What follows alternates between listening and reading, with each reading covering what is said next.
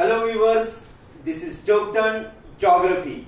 Today we will enjoy the drama composed and written by Dr. Lakshman Deshpande. Its name is Warad निघाले लंडनला.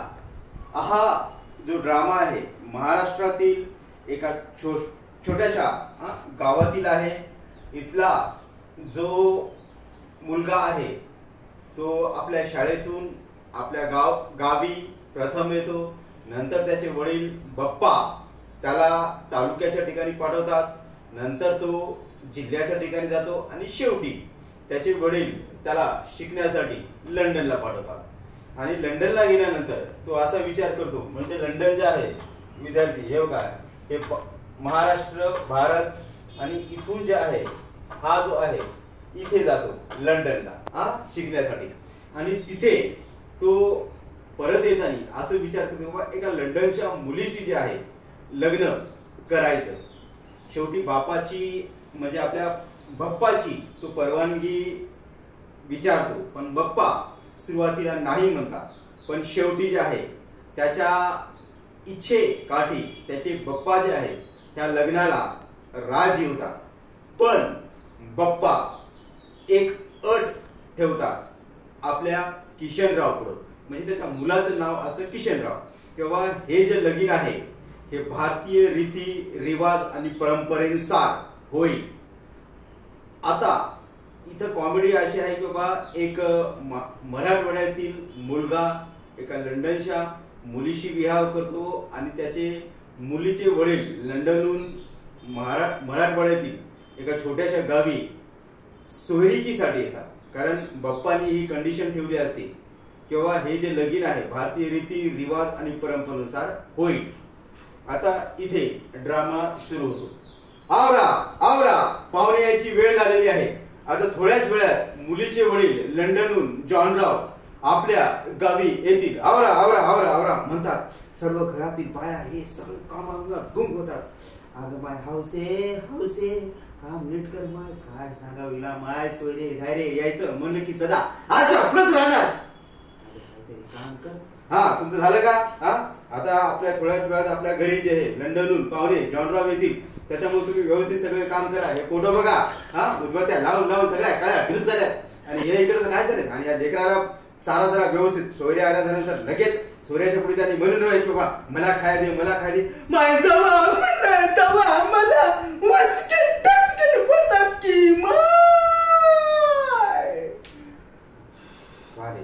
गोऱ्याला रे गोऱ्याला आले आले आले.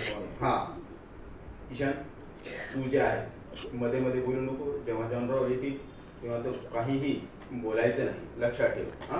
आणि याच्यानंतर गजो तुला थोडी बहुत हा गजू जो आहे त्याला थोडी बहुत इंग्लिश येते, पण जास्त काही इंग्लिश येत नाही.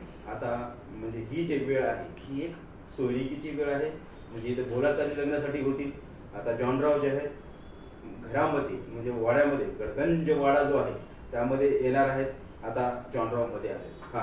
आणि किशनराव हा बप्पाचा मुलगा त्याची सोयरी म्हणजे लंडनच्या मुलीशी होईल. त्यामुळं त्याच्या वडिलांनी सांगितले की बाबा किशन तू मध्ये काही बोलायचं नाही आमच्यामध्ये. आता इथे अशी आहे सिच्युएशन किंवा बप्पा आणि गजानन आणि मुलीचे वडील जॉनराव आता यांचे, कारण बप्पाला इंग्रजी येत नाही.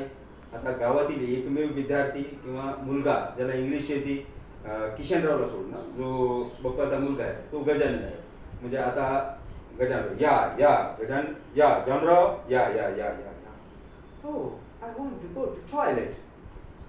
Oh, you want to go to toilet? Gajanan, come here and go there. Oh shit! Somebody is sitting behind the bush. आता मला कोण असं सरसावायचं असेल. Okay, okay. Oh, I can't go there. Let me go somewhere else because a lady is sitting behind the bush. Okay, okay. You go there. Anywhere. The whole world is ours. Okay. Now I'm feeling very relieved, a little bit relaxed. Okay, thank you. Gajanan, I heard a lot about Marathi song. Please sing a Marathi song for me. Marathi song?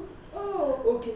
माळ्याच्या मळ्यामध्ये कोण ग उभी राखण करते मी रावजी रावजी हात नकाला उजीन पाहिल कुणीतरी रावजी हात नकाला उजीन पाहिल कुणीतरी.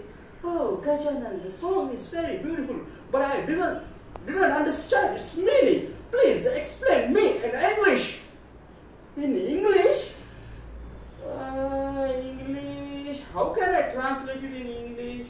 Okay, I will translate. माळ्याच्या मळ्यामध्ये who is there?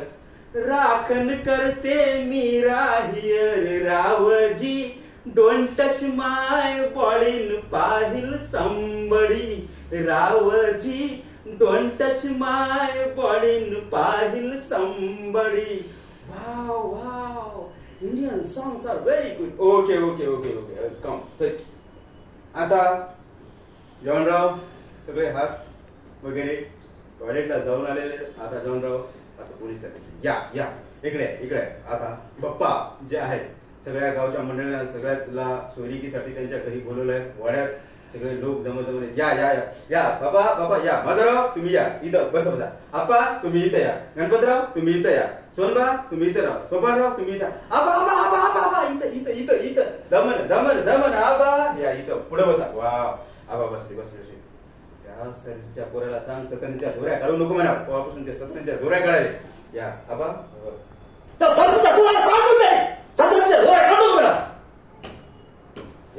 हा. आता गजानन लक्षात ठेव. आता तू जे आहे बीच मध्ये बसायचं. आम्ही जे काही बोलू मराठीत ते तू जॉनरावला इंग्रजीत सांगायचं आणि जॉनराव इंग्रजीमध्ये जे काही बोलतील ते आम्हाला मराठी सांगतात. ओके. हा बघा बाप्पा पहिला तुमचा मान. तुम्ही बोला. हा तुम्ही बोला. हे लगीन जे आहे भारतीय रीती रिवाज आणि परंपरेनुसार होईल. हा सांग गजानन त्यांना इंग्रजीमध्ये. जॉनराव you have to do this marriage as per Indian tradition, culture and culture. Okay, I'm agree with this conditions. Okay म्हणा. हा ओके. हा सांगा दुसरी बोला. माधवराव तुम्ही बोला. जॉनराव ह्या लग्नाचा खर्च जे आहे तुम्हाला दोन्ही अंगाचा हा खर्च जे आहे तुम्हाला उचलावा. गजानन दोन्ही अंग. हा Johnrao you have to do this marriage by दोन्ही अंग. What's mean by दोन्ही अंग? I don't understand. दोन्ही अंग.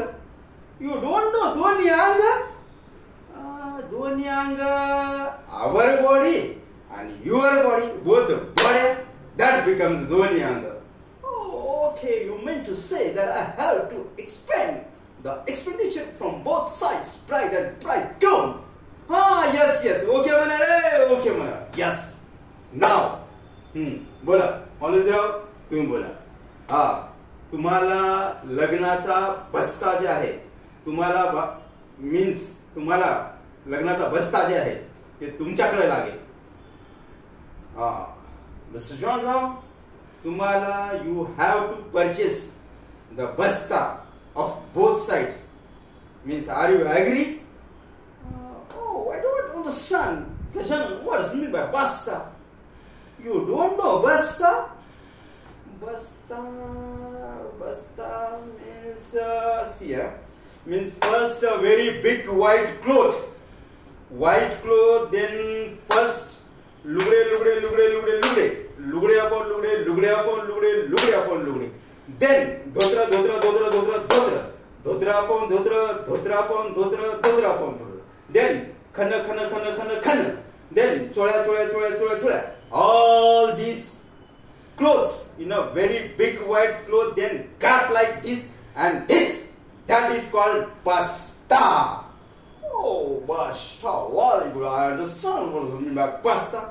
अशा प्रकारे मीन्स आपल्या ईशांची म्हणजे लंडनच्या मुलीची जी आहे त्यांची सोयरीक होते आणि इथून जे आता सोयरीक झाल्यानंतर जॉनराव आपल्या लंडनला पळतात आणि 1 महिन्यानंतर ह्या दोघांचं जे आहे लग्न ठरतंय. आपण हे पुढच्या एपिसोडमध्ये पाहूया. Thanks for your views.